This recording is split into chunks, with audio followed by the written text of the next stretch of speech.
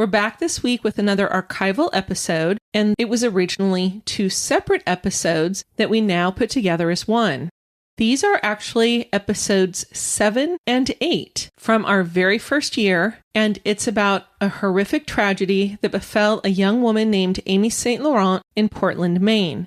And this was an episode that I brought forward. This is Kathy with a K, for those of you who don't recognize the voice. And it was based in Portland, Maine, because in my first couple of years in college during the summer, I went out to Portland, Maine, and I was a camp counselor on Sebago Lake, which is about 30 miles west of Portland. In this episode, we were able to reach out to a member of the Portland Police Department who was actually involved in this case as a very junior officer when it happened, and she was able to share with us some of the details about what had happened, her involvement, and the family. And hopefully next week, we'll be back with a brand new episode. I'm Kathy with a C. And I'm Kathy with a K. And this is Killer Destinations. Today's destination is Portland, Maine. Founded in 1786, Portland is the largest city in the state of Maine and sits on the Atlantic coast with multiple islands just to its east. Portland's waterfront district, known as Old Port, is one of the few intact East Coast historic waterfronts and today looks substantially the same as it did over 100 years ago, with all of its charm and warmth of the old architecture. But in 2001, Old Port lost its charm for the family of one young woman who vanished from its streets. Before we start our podcast, I want to cite our 2 primary source documents. In addition to court records, our podcast is based primarily on the book Finding Amy by then Portland Deputy Police Chief Joseph Laughlin and Kate Clark Flora. At the time, Joseph Laughlin was then a lieutenant with the Portland Police Department and oversaw the investigation into Amy's disappearance. We would also like to thank Portland, Maine Police Officer Banky with the Community Policing Division, who graciously agreed to spend some time talking with us about this case. On Saturday night, October 20th, 2001, 25-year-old Amy St. Laurent from South Berwick, Maine, had been in Boston sightseeing with an acquaintance named Eric Rubright, who she met a few weeks earlier on a trip to Florida. Upon returning to Maine, rather than going back to her house, they went to the Old Port area of Portland to eat, dance, play pool, and have a few drinks. Then, Amy disappeared without a trace. By Sunday, Amy's parents, Diane Jenkins and Dennis St. Laurent, had gone to the South Berwick Police Department to report Amy missing. And on Monday, October 22nd, Amy's parents, her sister, her ex-boyfriend, and some friends spent all day putting up missing posters around the city of Portland with Amy's picture on it, asking them to call if they had seen her. On Monday evening, October 22nd, Portland homicide detective Danny Young became involved when a friend and colleague from the Cumberland County Sheriff's Department, James Estabrook, called him to talk about Amy St. Laurent going missing after visiting the Old Port area. Deputy Estabrook's girlfriend was a friend of Amy's mom, Diane Jenkins. There's a quote in the book Finding Amy that describes Detective Young in a way that will resonate with all of our listeners and explain why Deputy Estabrook called him. Quote, "Supervisors say Young is the detective they'd want on the case if something happened to one of their family members." End quote. Definitely one of the highest accolades you could give a detective. It's not unusual for a 25-year-old woman to not come home after a Saturday night out on the town, but with just a couple of well-placed phone calls, Detective Young quickly assessed that for Amy, this was highly unusual. Amy was very close to her family, and she would never have gone this amount of time without speaking with her mother, her father, or her sister. Also, she had a cat at home, and she would have never left her cat unattended and unfed. By the time Detective Young received the call from Deputy Estabrook, Amy had not been home since Saturday, so that's 2 days with no communication from her, which was highly, highly unusual. And she didn't show up for work on Monday. Although Amy had been an honor student in high school, she chose not to attend college and instead got a job at an aircraft assembly plant called Pratt & Whitney. She'd been there for a few years by this time and had worked her way up the company from a graveyard shift assembly line worker to a responsible administrative position. Most importantly, Amy had a presentation that she was supposed to deliver on Tuesday, something she would have never voluntarily skipped. After Detective Young had assessed that this behavior was very unlikely for Amy, he called Sergeant Tommy Joyce, who was his boss at the Criminal Investigations Division with the Portland Police. After telling him what he'd learned, Sergeant Joyce agreed with Detective Young's assessment. Sergeant Joyce called his superior, Lieutenant Joseph Laughlin, for permission to work overtime on their night off to investigate Amy's disappearance. Young and Joyce knew Amy had called her mom around 10 p.m. on Saturday night to tell her what she was doing. She let her mom know that she was with Eric Rubright and they were in his rental car. Detectives called the rental car company to locate the vehicle. At 10:30 Monday night, Eric Rubright walked up to the rental car and found Portland police officers waiting on him. He admitted to seeing a flyer of Amy and had just called the South Berwick police. He had been drinking, but he went down to the Portland police station and consented to be interviewed. Eric Rubright told detectives on Saturday he and Amy had been in the Boston area visiting museums, sightseeing, and having dinner. They then headed back to Portland, and specifically to the Old Port area, to go to some bars. Eric told the detectives that Amy called her mom, who lived in Portland, and invited them to join her, but she declined. Eric told detectives that the first bar they hit was called Foreplay Sports Bar in order to play pool. Eric didn't play pool, so he drank beer while Amy played pool with a couple of guys she met that night. After that, Rubright and Amy went to get some pizza, then went to a dance club called Pavilion. At Pavilion, they ran into the same two guys that she had played pool with earlier that evening. Rubright apparently also didn't dance, so when Amy went off to find someone to dance with, like at Foreplay, he hung out drinking beer by himself. He told detectives that after last call, which in Maine is at 1 a.m., he went to the bathroom. He said there was a long line. For the men's bathroom? Yes, which... All right. I know, exactly. So he tells the detectives that there's a long line, and when he comes out of the bathroom, Amy and the two guys that she had been dancing with weren't around. He told detectives that he stayed outside until 1:20 when he was asked to leave the area. He got into his car, which had Amy's jacket, purse, backpack, and cell phone. She'd only taken her driver's license with her and some money, and he figured she'd find her own way home, so he got gas and took the toll road to her home in South Berwick. Amy wasn't home when he got there, and even though Amy had given him a key, Rubright told the police that he felt weird staying at her house, so he slept in his rental car. In the morning, he did use her key to let himself in to shower. He then left a note on her door asking what happened to her and thanking her for the visit. He left her purse and backpack in the house. He then put her coat on the hood of her car and the key on one of the tires and left. While interviewing Rubright, Detective Young received a call from Amy's stepfather, Don Jenkins.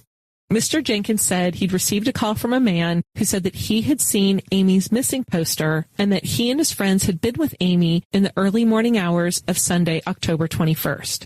Mr. Jenkins told him to call Portland Police and speak to Detective Young. The caller was Jeffrey Gorman, who went by Russ, and his friends were Kush Sharma and Jason Cook. Sharma and Cook were roommates who lived in an apartment on Brighton Avenue in Portland. Russ Gorman had been couch surfing at their apartment. It was actually Jason Cook who recognized Amy from the flyer and knew that his friend Russ had been with her early Sunday morning. Naturally, detectives separated the three men and interviewed them independently. Because Detective Young was still interviewing Rubright, Sergeant Joyce interviewed Russ Gorman and two other officers interviewed his friends. Gorman told Sergeant Joyce that he'd met Amy at the sports bar Foreplay and they'd all parted, Amy with her friend and he with his friends. But they happened to meet up again at the Pavilion Dance Club, and Amy told Gorman that she couldn't find the friend she'd been with. Gorman was crashing at his friend's apartment, so he invited her to go with him and Sharma back to the apartment where they were having an after-hours birthday party for Cook, and after looking for her friend again without any luck, she decided to go with them. Gorman said they got to the apartment about 1:15 a.m., but after a while, when no party materialized, Amy asked to be taken back to the Pavilion. Amy said if she didn't find her friend, that she would just go to her mom's house in South Portland. Gorman said they left the house about 1:45 a.m., confirmed by Jason Cook, who said he'd come home at that time to see them leaving. Sharma had told police a similar story about Gorman and Amy leaving the apartment together about 1:45 a.m. for him to take her back to the Pavilion Dance Club. Gorman said he dropped Amy off in front of the dance club at 2 a.m., and it appeared that she was walking toward the entrance. Gorman told officers that he noticed other people standing around outside, but didn't see her speak with anyone before he drove off. Gorman estimated that his trip took fewer than 10 minutes and that he stayed in the apartment for the rest of the night. So here we are on Monday. She goes missing on Saturday, and detectives had verified information of her whereabouts until early Sunday morning from 4 sources. But they're also at a point with no Amy, no obvious signs of a crime. So now detectives have to keep their options open and continue searching for further suspects like ex-boyfriends. By Tuesday morning, Amy had been missing for more than 48 hours. Sergeant Joyce allowed Detective Young to be the primary detective on the case and was able to convince their lieutenant, Joseph Laughlin, that this was an important case and needed to be worked on now. Later that same Tuesday morning, Portland Police Chief Michael Chitwood held a press conference with Amy's family members pleading for help from the public. As is common in situations like this, when detectives get the lay of the land, they circle back around and re-interview people. So Eric Rubright was supposed to fly home. Now remember, he's from Florida on Tuesday. He agrees to delay his flight home until Wednesday so the detectives could interview him again and so that he could take a polygraph. So this is Tuesday. Let me back you up for a minute to Friday night. So Friday night, the night before Amy goes missing, Amy's neighbor and co-worker, Ruth McElhaney, said she had seen Eric peeling out of Amy's driveway on Friday night after she heard them fighting. Immediately following his departure, Amy told Ruth that Eric was mad because the two of them were not going to have a sexual relationship. So Monday, after she'd been missing a couple days, Ruth sees Amy's nice coat on the ground next to her car. She's worried. She calls the South Berwick police, reports the incident that she had observed on Friday night, and asks them to come and make sure Amy was okay. The South Berwick police come to Amy's apartment on Monday, and they find a note on the door that says, "Where the F did you go?" So is this a note that Rubright told police he left, asking where she was and thanking her for the lovely visit? Clearly, he is not a writer for Hallmark.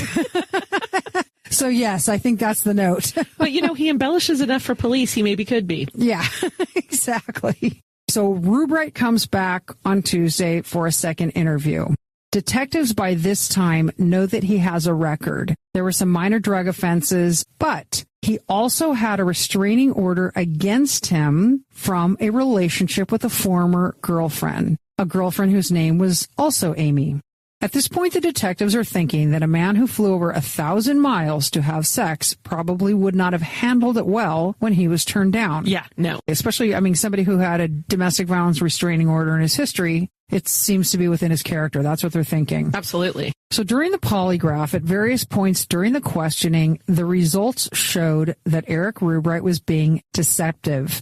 Detective Young, who had a good rapport with Eric, took over the interview. Although the polygraph did not help Eric, Detective Young found him to be cooperative and forthcoming. Yet, at the end of the interview, Eric refused to provide a hair sample and a DNA sample. Why would you do all of that and then say, no, I'm good? Yeah, they're thinking he actually took a polygraph. He's being cooperative. Why is he not producing this? Right. But anyway, he doesn't, so they move along. The police then turn their attention to Russ Gorman. The book Finding Amy describes Gorman as 21 years old, a 5'9"-ish, 160-pound pretty boy with artificially streaked blonde hair, fashionably spiked with gel. Did he not know Wham had broken up? My guess is no. Or maybe he was hoping for the revival. Seriously. He also had multiple tattoos and a pierced ear. Gorman had been raised in Troy, Alabama and Delray Beach, Florida, and had moved to Maine about 18 months prior when his mother, Tammy Westbrook, had moved to Scarborough, Maine with her boyfriend. Scarborough is about 8 miles south of Portland. He was also a regular at bars in the Old Port section of town, so much so that he was known by bartenders and bouncers. Don't judge. There's nothing wrong with that. I'm just judging you. I'm not judging him. We've got what? Bar Winkles and El Paso Cantina. Acapulco Inn. JoJo's. Exactly. On the same Tuesday that Detective Young had interviewed Rubright, he also interviewed Gorman for a second time. Gorman stuck to his same story for the most part, but he added a few details in his second interview that hadn't been in his first. In order to document his timeline, he told Detective Young that when he arrived back at the apartment after dropping Amy off, Jason Cook was on the computer sending an email to his aunt in Florida, something Jason Cook verbally confirmed. Gorman also said that upon returning from dropping Amy off, he had made a phone call, but here it is, 3 days later, he couldn't remember who he had called. So he gave them 3 different people who he thought it could have been. Yet, when Detective Young asked for the route he'd taken when he dropped Amy off, he wouldn't tell him. He absolutely refused. And then he also declined a polygraph and wouldn't let police take a look at his car. Prior to this interview, detectives found that he was on probation in Maine for theft, which wasn't something he told police, but is required when being questioned by police. The police also contacted police departments in Troy and Delray Beach to see if he had criminal records in either location. Portland Police Detective Donald Cryer assessed Russ Gorman this way. In my 20 years as a cop, I'd never seen a guy so cocky and arrogant in a police station. He made eye contact and was actually sizing us up. And I read somewhere that it could be a little disconcerting to police when somebody comes into the station and is totally comfortable. Like Gorman wasn't nervous. He wasn't intimidated that he was in a police station. It's odd. It is odd. I mean, honestly, even if you're innocent of something or you have to go down and see somebody, you see all those policemen there, everybody feels guilty about something. Right, exactly. And everybody's going to be nervous. And police had another man they wanted to look at, her ex-boyfriend, Richard Sparrow. They knew that he was unhappy about the breakup. I think they had dated, Kathy, like 5 years or something? And they'd only broken up about 3 months prior to this. Yeah, so they knew that he was a jealous guy and unhappy when she started dating other men. However, he had an ironclad alibi because he was out of state with friends at the time. So they were able to rule him out as a suspect very early on. Okay, so now the detectives have a lot of information, and it's time for them to do the footwork. By Wednesday morning, by the way, this is so fast in time. She's missing Saturday night in the early hours of Sunday morning, and by Wednesday, they have so much information already, and they're tracking down the information and trying to figure out what's true and what's not true. So most of Rubright's story by Wednesday had checked out. They were suspicious of him because, well, for obvious reasons, in addition to the fact that he had given an overly detailed story when he was first interviewed. One of the things he did during his first interview on Monday after he had been drinking is he pulled a bunch of receipts out of his pockets, and 2 of those receipts were for a toll booth and gas. And so what the detectives did is they took the receipts and they looked at the timestamp on them, and they went and got video from the gas station, and sure enough, there he is on video by himself, and they're thinking like, wait a second, Amy could have been in the trunk. We don't know. You know, they see him at this gas station at the time on the receipt. So then they go to the toll booth, and Rubright had told the detectives how when he got to this toll booth on the night Amy went missing, he only had 15 cents in his pocket. So he didn't have enough money to pay the tolls, and he had to beg the woman at the toll booth to please let him through, that this was the only route he knew on how to get back to Amy's apartment. So the detectives actually find the toll booth operator who remembers the guy who only had 15 cents in his pocket. And she specifically remembers the time because at 2 a.m. every night she has a snack, and she was having a snack when this guy was telling her the sob story. He got lucky. Oh, he got so lucky. And so sort of against all odds and their instincts, Eric Rubright's story checked out. And then Wednesday night, he left Maine. And then there was one. With Rubright and Sparrow ruled out, that only left Russ Gorman, the last person to see Amy St. Laurent on Saturday night. On Wednesday, October 24th, detectives re-interviewed Jason Cook and Kush Sharma. Remember, these are the friends whose couch Gorman was crashing on, and they essentially confirmed his version and timeline of events. But 2 other people also lived at the apartment, meaning there was a total of 4 roommates there. And so on that Wednesday, police also talked to the other 2, David Grazier and his fiancée, Dawn Shimrich. Grazier said he'd gotten home from work on Sunday morning between 12:15 and 12:30 a.m., and no one was home. When he left between 1 and 1:30 to go pick up his fiancée, Dawn, from work, he said at that time, Sharma, Gorman, and a woman they introduced him to as Amy entered the apartment. Grazier was actually able to identify a picture of Amy St. Laurent as the woman he'd been introduced to.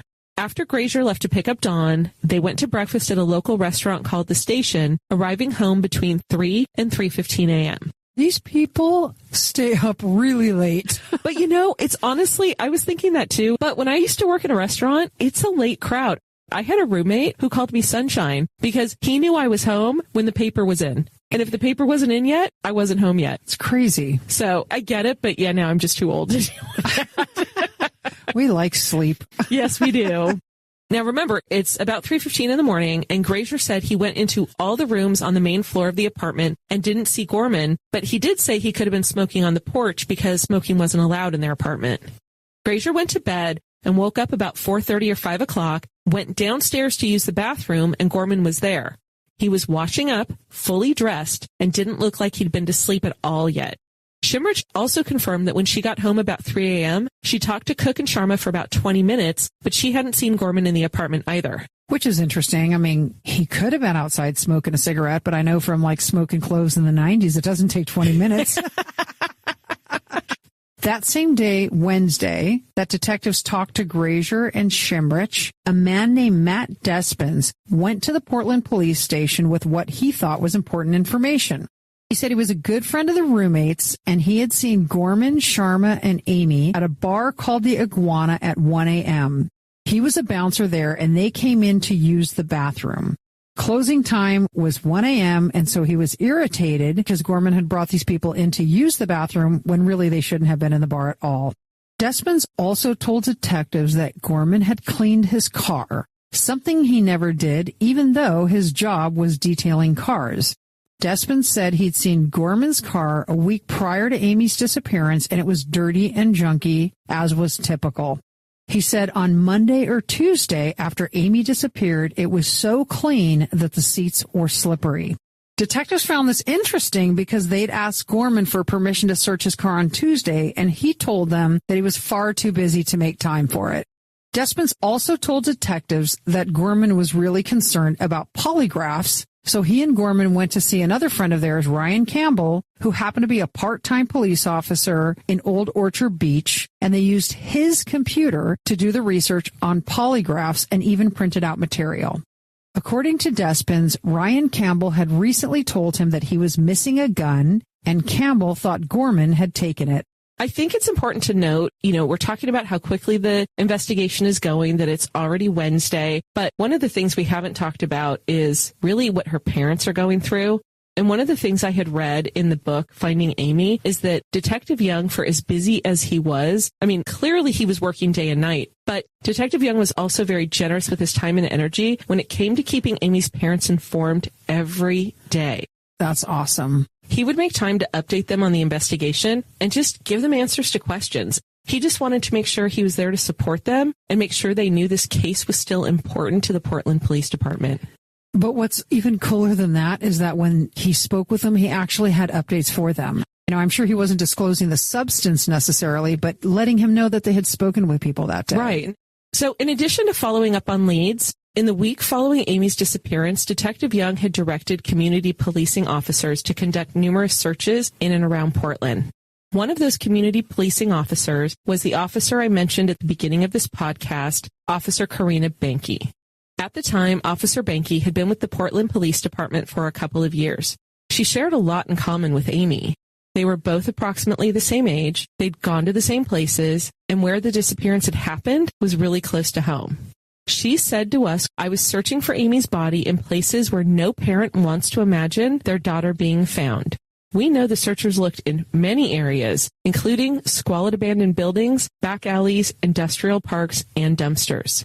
Little did Officer Banke know at the time, she would become an integral part of the work being done to carry on Amy's legacy. And we'll talk more about this in part 2. And by the way, if we ever make our way to Portland, Maine, Which we will. and which I know you used to live in, actually. Yes, I did.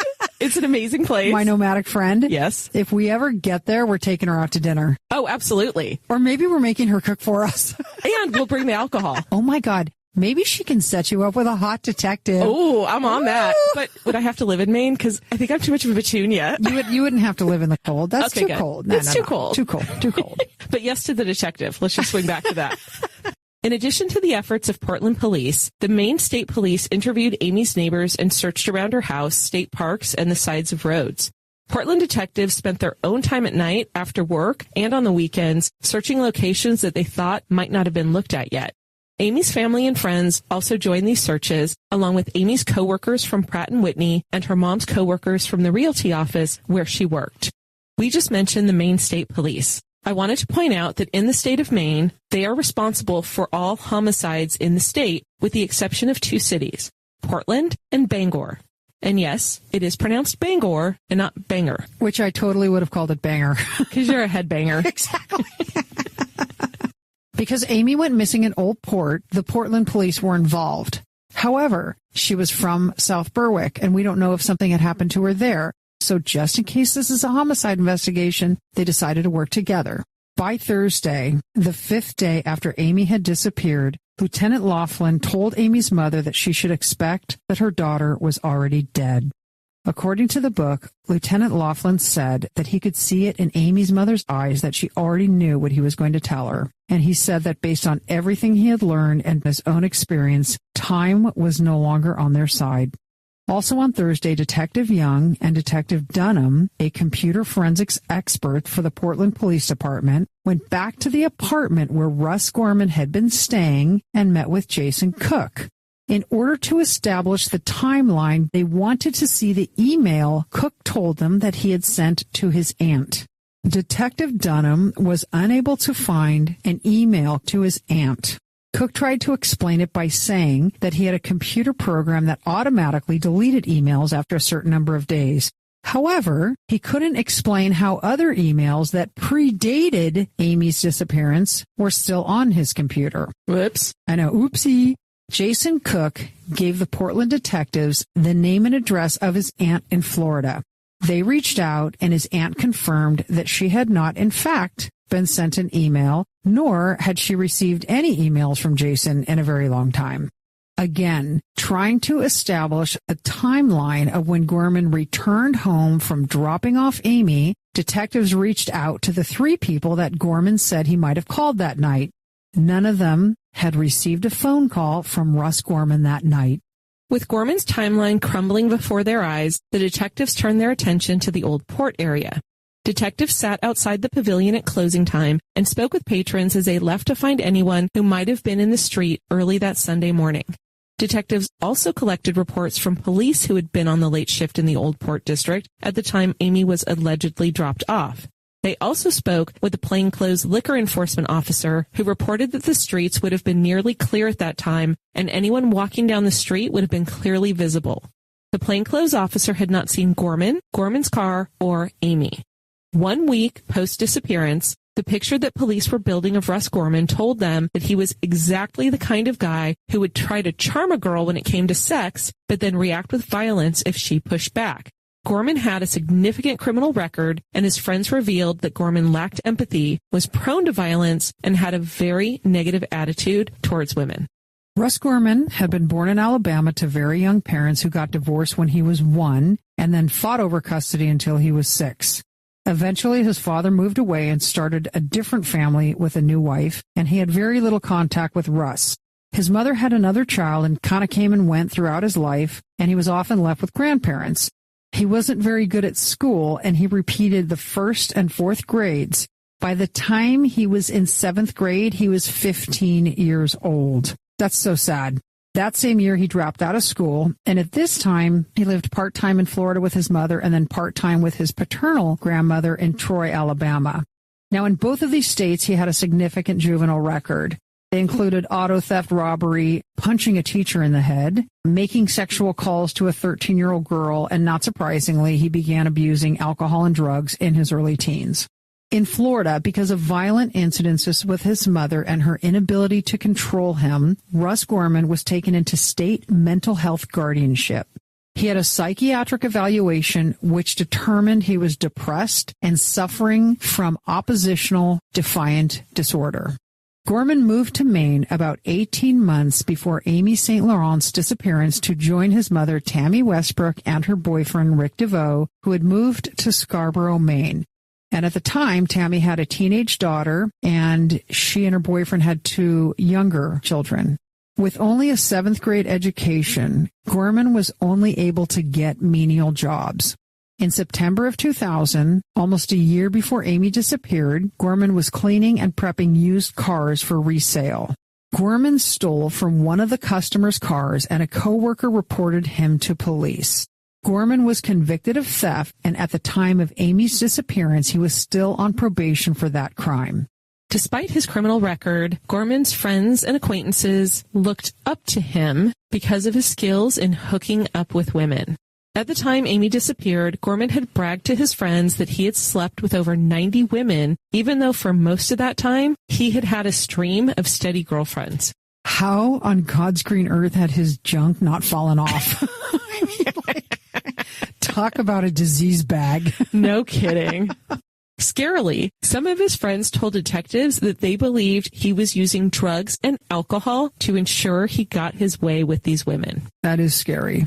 He was reported to have been dealing ecstasy in the clubs, and detectives found out that there were also a number of girls who had no memory at all of what had happened when they were with him. Amy St. Laurent's behavior in leaving with Gorman was sufficiently uncharacteristic that detectives speculated that she may have been drugged as well.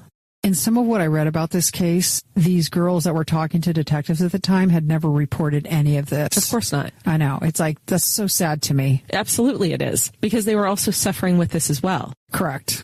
Detectives knew that Gorman had cleaned his car, but they also knew that there were forensic tests that could pick up trace evidence even after a car had been cleaned.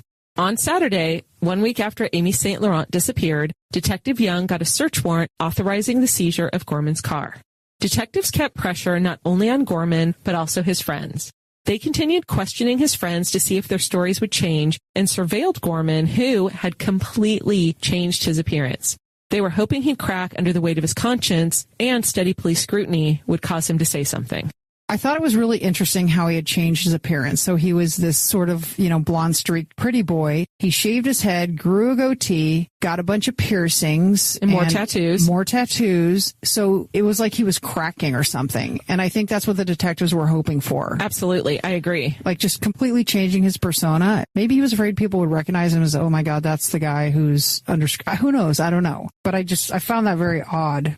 In the second week following Amy's disappearance, Detective Young was introduced to Maine State Police Detective Scott Heracles.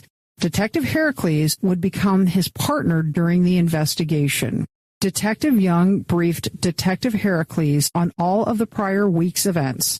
From the beginning, the two detectives had a really strong bond. 2 to 3 times a week, Detective Heracles would make the hour-long drive to Portland to meet up with Detective Young. The grief and loss of Amy's family was a heavy weight, and there was also the pressure from the media who were always looking for new information. The detectives had to be constantly alert so that they never revealed any details of their investigation or who they suspected.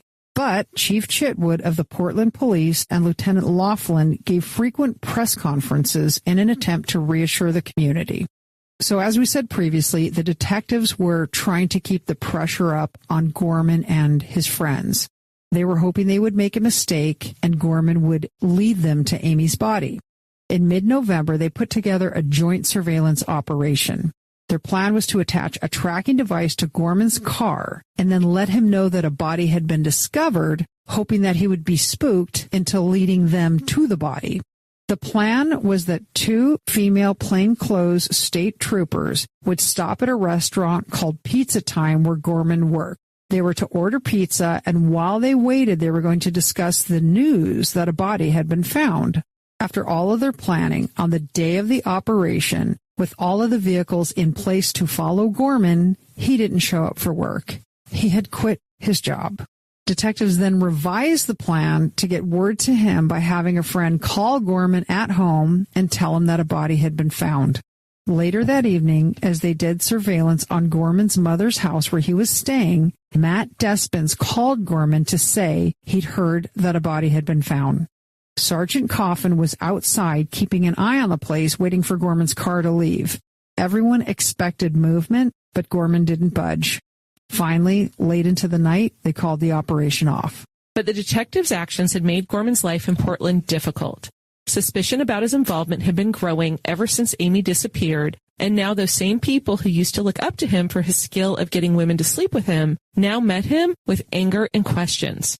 He was even beaten up by gang members in the Old Port who demanded to know what he had done with Amy. Can you imagine we're at this point where gang members are the ones meting out justice? That's crazy. It is crazy. He decided to leave Maine. His plan was to head south with his friend Sean Littlefield. Before he left, Gorman had a conversation with a friend named Brent Plummer that Plummer recorded. Gorman told him, "I want everyone to know, no matter what the outcome is, I've got letters typed up at my mom's house, but I can't go back there right now." Plummer asked who the letters were for and what the letters said, and Gorman replied that they explained everything. Shortly before Thanksgiving, a little more than a month after Amy St. Laurent disappeared, Gorman and Sean Littlefield left Maine and drove to Troy, Alabama. In early December, Lieutenant Patrick Dorian from the Maine Warden Service called the Maine State Police and offered to help with the investigation of Amy St. Laurent. He believed the Warden Service could use their expertise to help with search and rescue to find Amy's body. One of the reasons the Warden Service had offered to do this is that they had an ability to see things that police wouldn't. They were trained to see things like broken twigs or freshly walked on dirt. Yeah, the natural environment was the place in which they were used to searching. Right, and you wouldn't expect city detectives to have that same skill set. Precisely. On December 3rd, Lieutenant Pat Dorian brought wardens from his team, which included a mapping and GPS expert, Kevin Adam, to the Portland Police Department for a meeting. The Portland Police, the State Police, and the Warden Service had never teamed up like this before. The wardens ran the meeting with Lieutenant Dorian and his team gathering as much information about the circumstances as they could. Detectives Young and Heracles presented the case and were questioned by the Warden Service, who wanted to gather a profile of the victim and the suspect, along with theories about what they thought had happened that night. From the profile, using maps and GPS equipment, it was determined what routes Gorman would have likely taken. The wardens would then take this design search criteria based on their knowledge of Gorman's character, his experience, and familiarity with the area. Because of recent training, the wardens knew general information about killers and specific statistical information. For example, they knew in a body dump situation, 72% of victims were fewer than 200 feet from a parking lot. That's crazy. I know. Isn't that interesting information? But it kind of makes sense when you think about it. It does. People want to, well, how many people like to go into the woods and dig or live near our woods? Right. Or go in at night, which sounds super scary to me. Oh, yeah.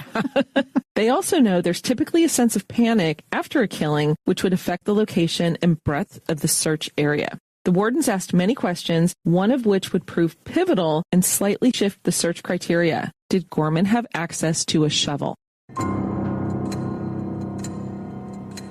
Detectives Young and Heracles set about finding the answer. 2 days after the meeting with the wardens, detectives interviewed Richard DeVoe. Now, this is the boyfriend of Russ Gorman's mother, Tammy. Richard told the detectives that around the time Amy disappeared, Gorman asked if he could borrow a shovel because he was going to help a friend put in a fence. Richard directed Gorman to a shovel and a post digger, but later Richard noticed that the post digger had not been touched. And that's what you need to actually dig the holes, correct? Dig like a the post, shovels. exactly. Yes, I had big mounds of dirt. Right. I had to ask my husband that question. I appreciate you doing that. Anyway, so Richard notices that the digger had not been touched, but he didn't know about the shovel. So detectives could not find a friend who needed a fence installed. They also knew that Gorman was lazy, unhelpful, and generally dedicated to avoiding physical work.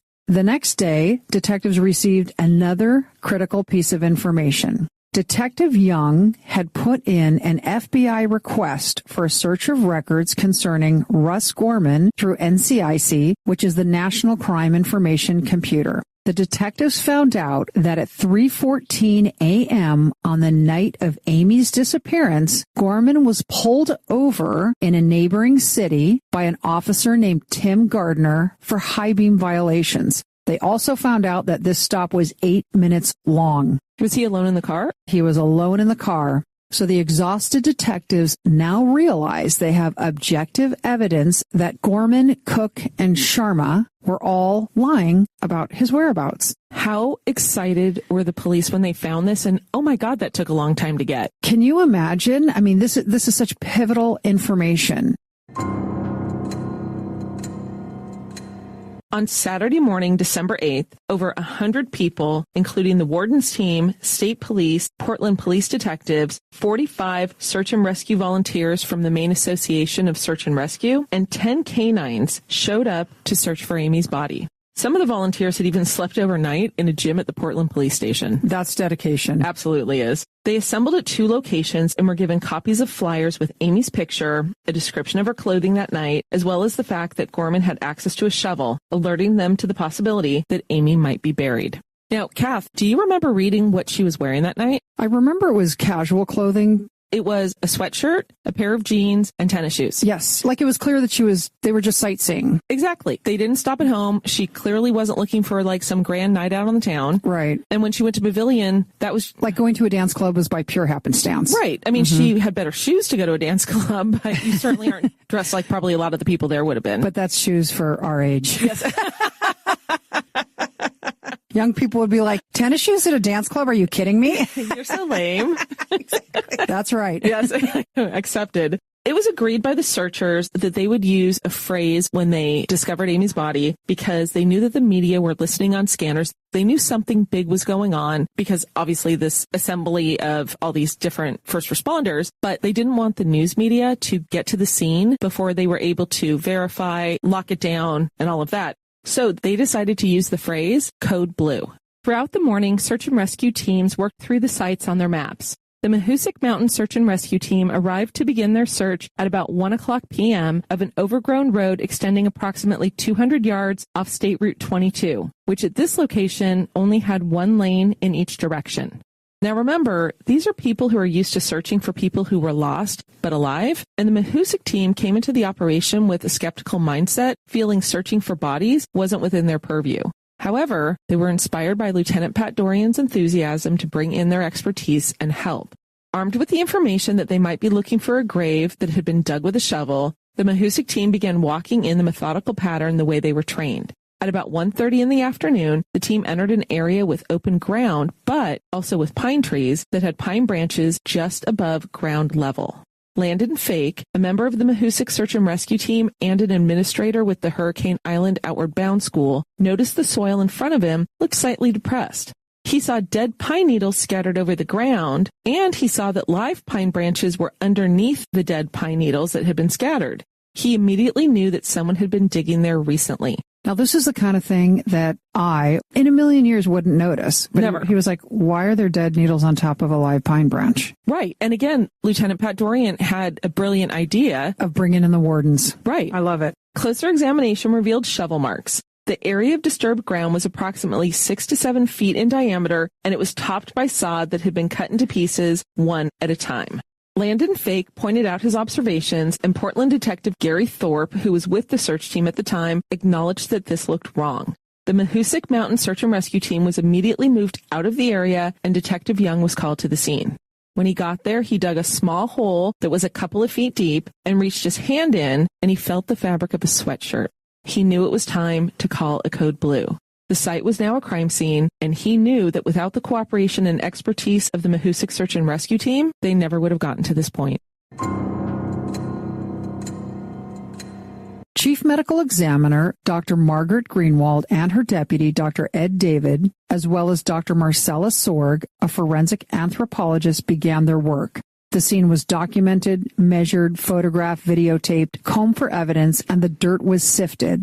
They were hoping to find hair, clothing, and anything else that may provide clues. Metal detectors were used. Even maggots were collected in the hope that a forensic entomologist could determine the length of the time the body had been there.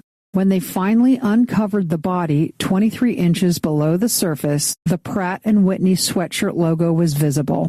Amy's hands and feet were covered with brown paper bags with the hope of preserving any evidence they might contain, and, at the request of Detective Young, her ankle was wiped clean, uncovering a dolphin tattoo. It was definitely Amy, and Detective Young informed her father, who was waiting at the end of the road. After midnight, the final officers and the forensic teams began to disperse. Just then, the snow started to fall. In the book Finding Amy, the authors summed up everyone's emotions perfectly. Quote, tired, they stared at the snow and looked at their watches and found confirmation for their belief that for that whole day they had received the gift of divine intervention. Someone had sent the wardens, held off the snow, given them the faith and patience and willingness to come out this day and search. If they hadn't found Amy that day, they might not have had another chance to search until spring.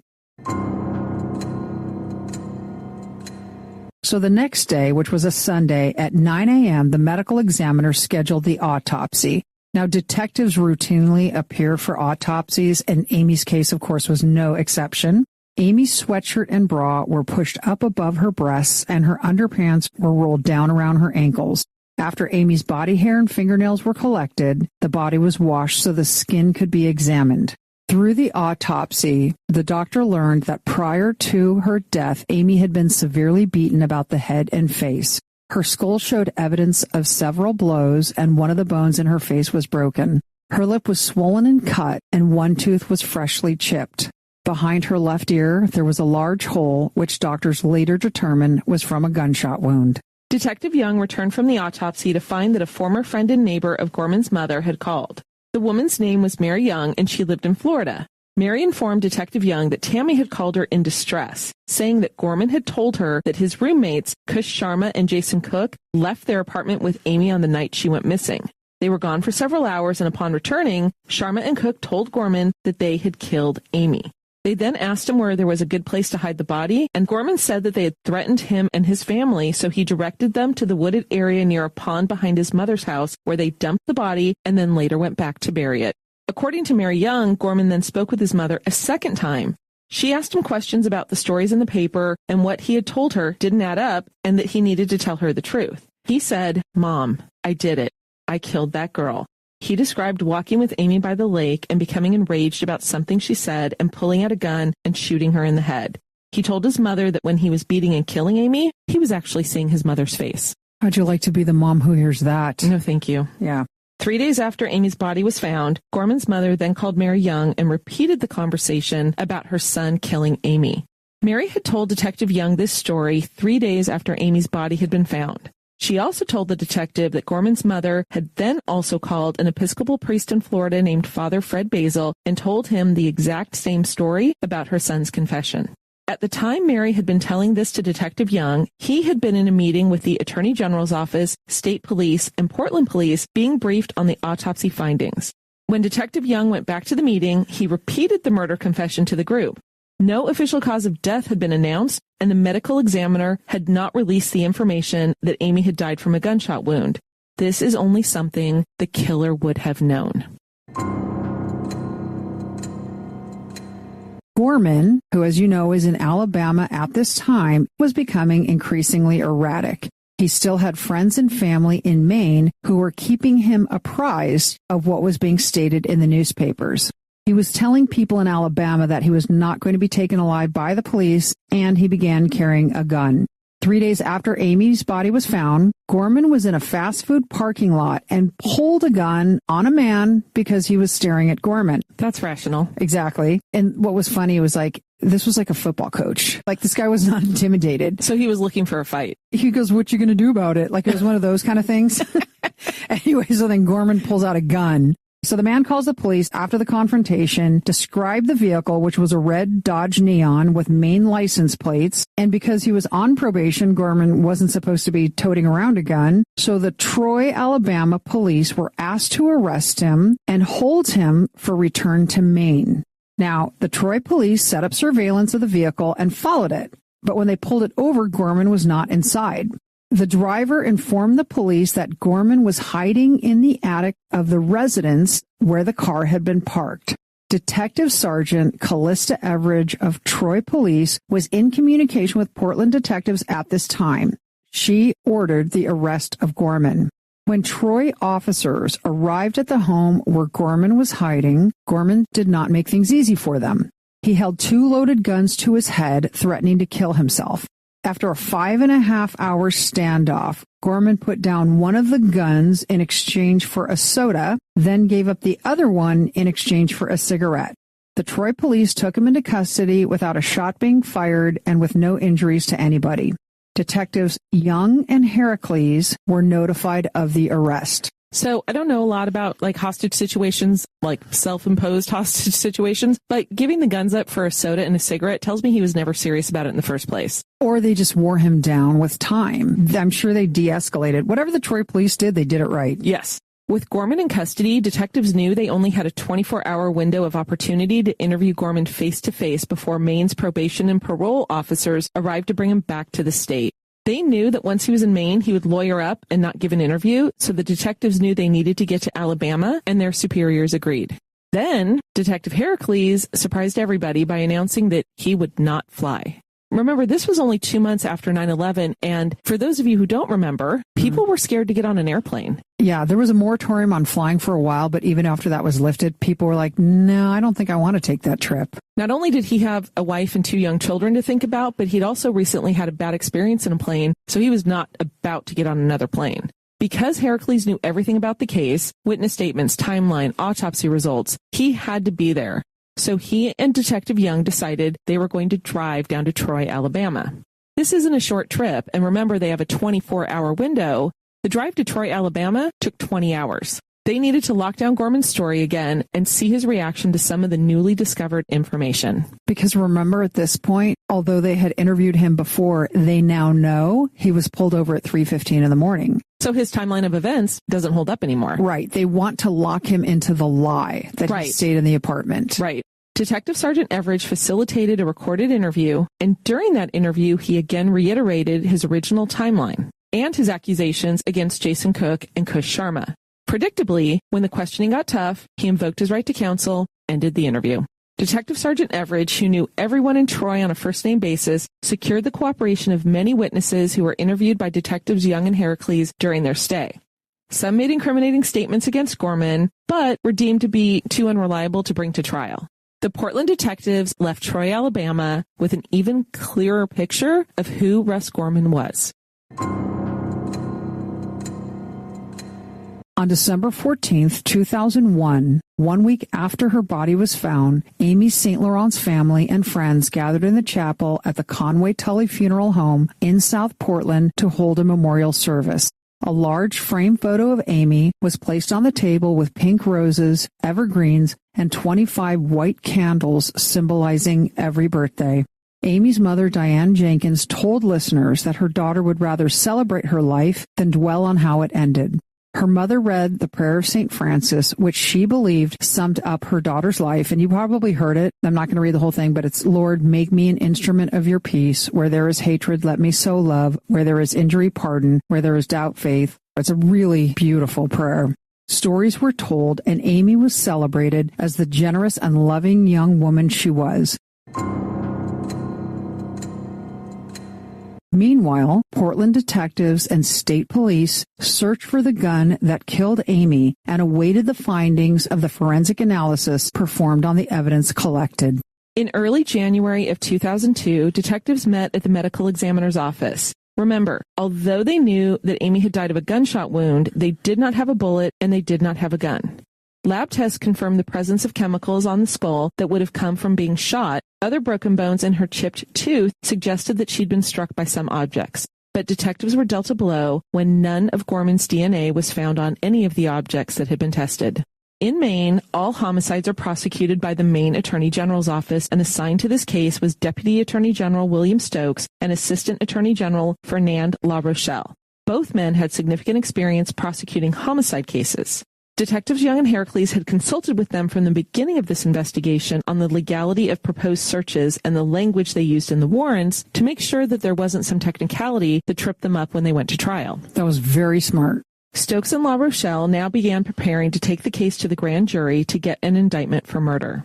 The primary reason they wanted to take the case to the grand jury rather than get an arrest warrant is they wanted to get Tammy Westbrook, Russ Gorman's mother, to testify on the record. As we mentioned earlier, they'd heard the confession Tammy had told her friend Mary Young. So as we mentioned previously, Tammy told the story to Mary Young as well as a priest, Father Fred Basil. However, their testimony would have been hearsay. They would have been repeating something that Gorman told his mother. So the prosecution needed to get it from the horse's mouth. Prior attempts to appeal to Tammy's conscience hadn't worked. As you know, Detective Heracles and Young worked very hard, and they had met with Tammy on a number of occasions, and sometimes they felt like she was on the cusp of telling the truth, but then she would say something like, "But this is my son," and so she never admitted it. So on February 2nd, 2002, Detective Heracles served a grand jury summons on Tammy Westbrook. When he did this, he reminded her that a grand jury proceeding was a very serious matter and she could not tell anything but the truth, and that lying could make her subject to perjury charges. After Detective Heracles told her this, Tammy said she did not believe her son had committed the crime, and Heracles responded, "He did it? He told you he did it." So Tammy Westbrook did show up at the grand jury, but as prosecutors expected, she refused to testify. Prosecutors then took her before a judge who told her she had an obligation to testify truthfully, but he gave her the opportunity to consult an attorney about her rights and obligations.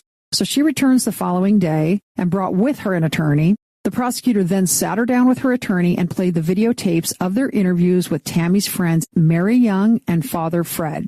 Her attorney then told her she had no grounds to refuse to testify, so she went before the grand jury that day. Just as they had hoped, at this point, Tammy decided to tell the truth, and she recounted the entire conversation where her son admitted to shooting Amy. On Friday, February 8th, 2002, the Cumberland County Grand Jury returned an indictment that stated, on or about the 21st day of October 2001, in the county of Cumberland, state of Maine, Jeffrey Gorman did intentionally or knowingly cause the death of Amy St. Laurent. Before the trial began, Deputy Attorney General Stokes received a message from a Portland attorney named Dan Lilly, who Tammy Westbrook had hired to represent her. Unsurprisingly, Tammy didn't want to testify at her son's trial. Jury selection began on January 10, 2003, 15 months after Amy St. Laurent disappeared. 3 days later, trial began, and one of the most frustrating things for the prosecution was that there were so many things that had been deemed prejudicial that they weren't able to speak about it in court to really show jurors the true picture of Russ Gorman.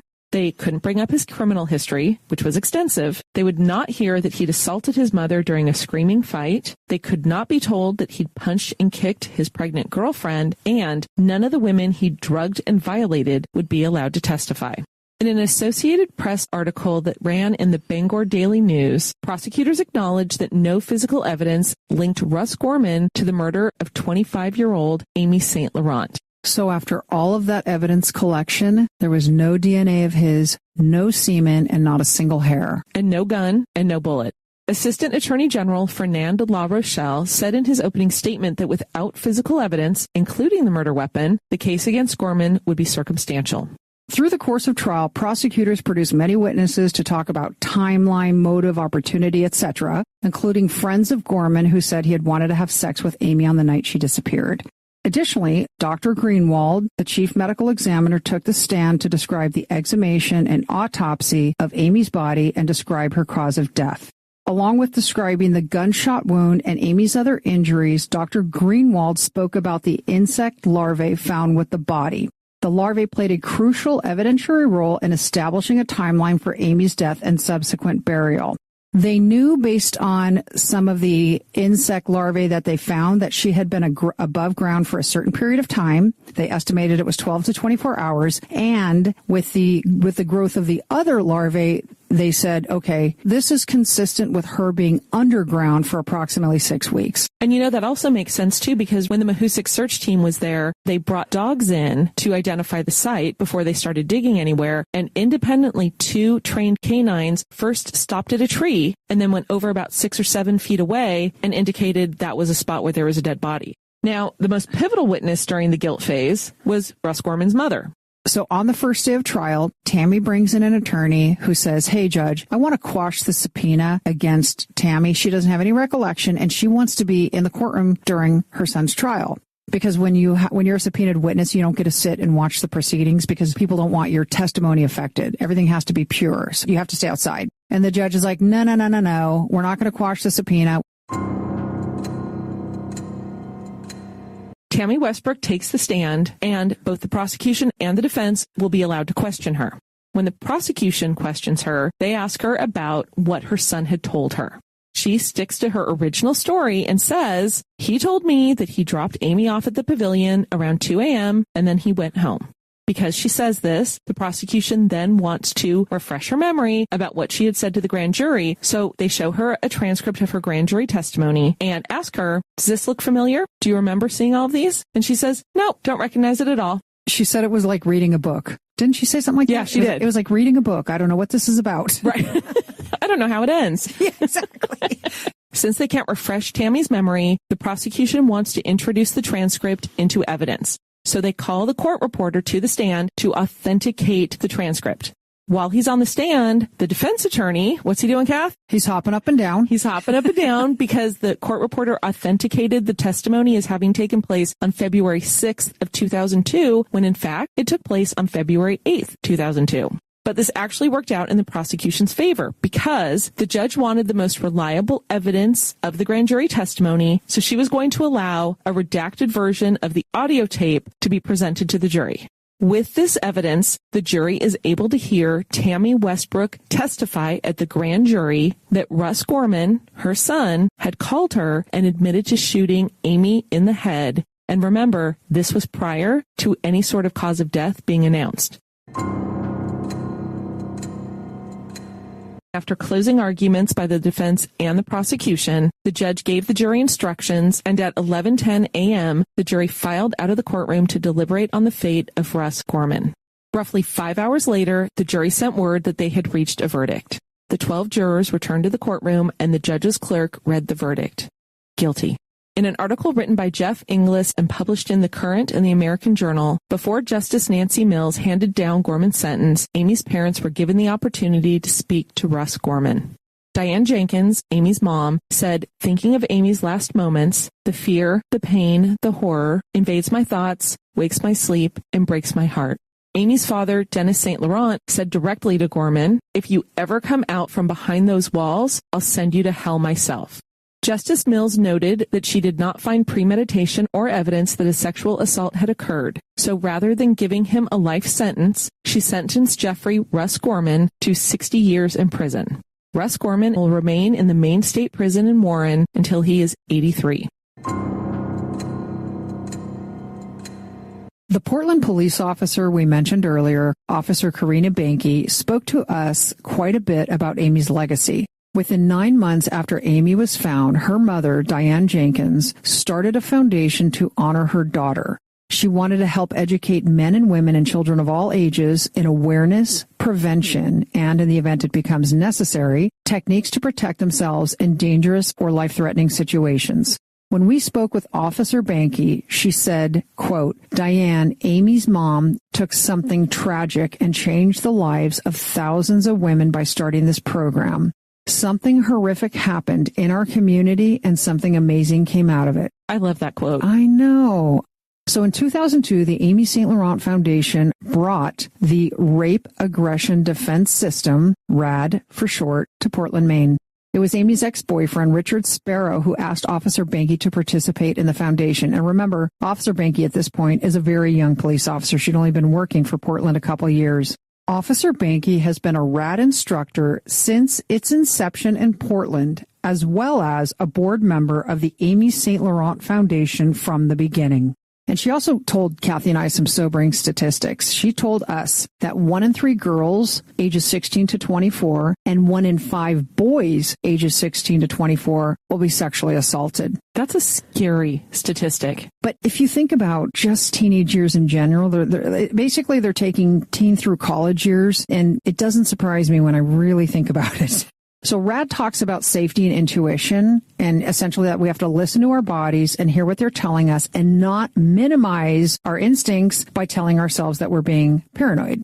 You know, and it was funny because when we were talking to Officer Banky about this, I was flashing to my sister telling me a story about the self-defense class that she and her daughter took. And so I asked Officer Banky, hey, do you have this in Virginia? And she goes, yeah, that's where it started, in fact. So my sister told me that she and her daughter attended this thing. And on the very first night, they said, we need a volunteer. You step up here, ma'am. And so they took my sister. I know. And she pretended, they're like, okay, pretend you're walking a dog. She's pretending she's walking this dog. And one of the male instructors comes up and goes, hey, can I pet your puppy? And she goes, no, stop. You know, like how they trained her to do. Right, exactly. And he goes, I'm just asking to pet your dog. And she goes, oh, I'm sorry. And then he punched her in the side of the head. So Helen's on the ground and he's like, oh my God, it knocked her over? Yes. And he's like, see, ladies, I told you, don't apologize for your behavior. Helen was like, I cannot believe I actually did that. Like, she's never apologized for anything ever again. Exactly. And one of the things that she also said, which kind of ties in with Officer Banky tells us, you don't know how you're going to react in a situation like that. So Helen said on the very last night, they simulate an attack. And she said it really is, in fact, scary. Because they're trying to pump your adrenaline up, right? Correct. Well, they're trying to make it as real as possible. Right. And so, you know, everyone's in protective gear, but she said it's still terrifying having a man come at you. And so she says that she wanted to get it over with because she, like, you couldn't watch the others until you did it yourself. Helen volunteered to go first because she wanted to get it over with. And she said, after it's all said and done, she said she had the most intense adrenaline dump. Her legs were shaking and she could barely walk. Oh my gosh. She said it was the craziest thing. She was shocked at how even in the setting of a gym where intellectually she knew it wasn't real, she said it was just so terrifying. So she thought the program was phenomenal. When we asked Officer Banky what she thought we should communicate to our listeners, she said, trust your instincts. Don't be afraid to have boundaries. If someone is offended when you ask them to step out of your personal space, you don't want them there in the first place. Agreed. Yeah. But it is harder to do in real life, and so you need to make sure you have that just as an automatic default. Totally. Get away. If you're interested in participating in a RAD program or finding out whether it's on your campus or in your community, you can visit their website at rad-systems.com. They're in all 50 states, as well as Canada, the United Kingdom, Switzerland, and Egypt.